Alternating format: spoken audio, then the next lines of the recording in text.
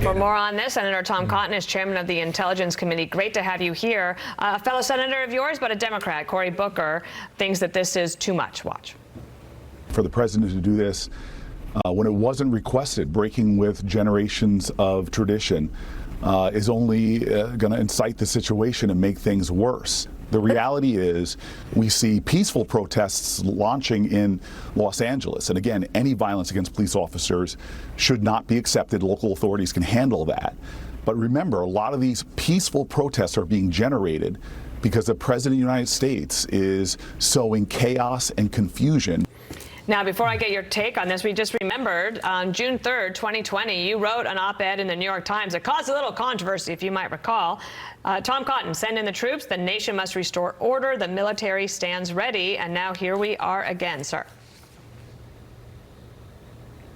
Yeah, Dana, what we can't allow in this country is lawless violence against innocent civilians, against property, against federal personnel and federal facilities. I'm not sure what pictures and video Cory Booker saw from Los Angeles, calling it peaceful protests. What I saw was uncontrolled rioting. You had cars being set on fire, law enforcement being pelted with bricks and cement and frozen water bottles.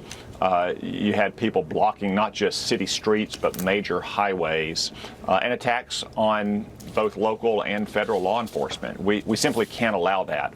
We always hope that the local police are able to control the situation. Sometimes Democratic politicians, like the Democratic mayor in Los Angeles, may not let them control it. But if not, we have a responsibility to protect innocent lives and property in this country. That's what President Trump has said.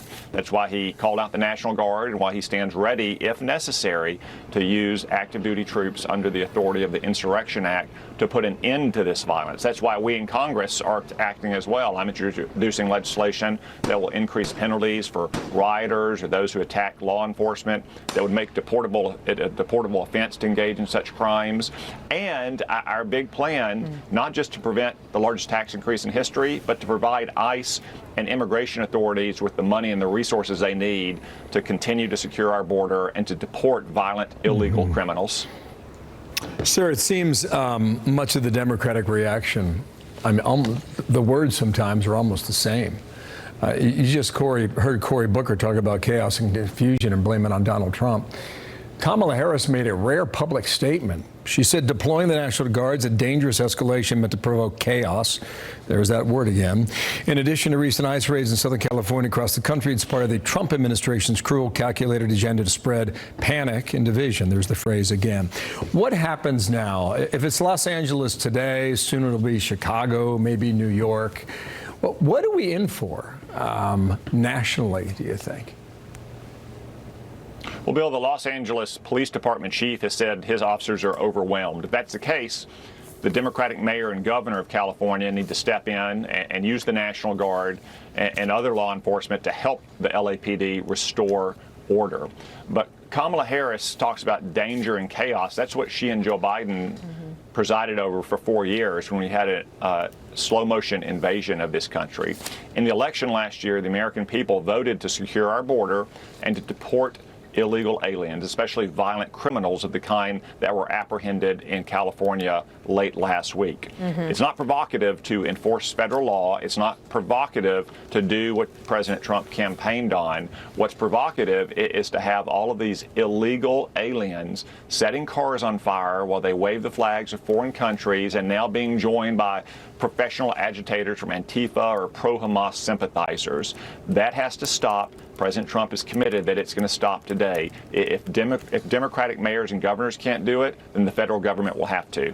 Could you answer a question on the law? Because here's a little bit from a Washington Post article saying that Trump charged new territory by bypassing Newsom to deploy National Guard.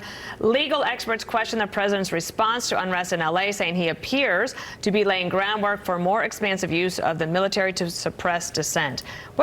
Is the law clear here on the president's side? The law is entirely clear. The National Guard, they're traditionally operating under governor's authorities.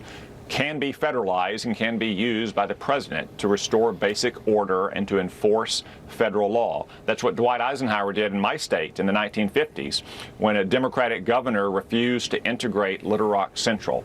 Then the Insurrection Act is also a backstop to the National Guard to provide the president for use of active duty troops. President Trump has said we're not there yet, but he does stand by ready to do so if necessary. That's what I said we should do in 2020 as well.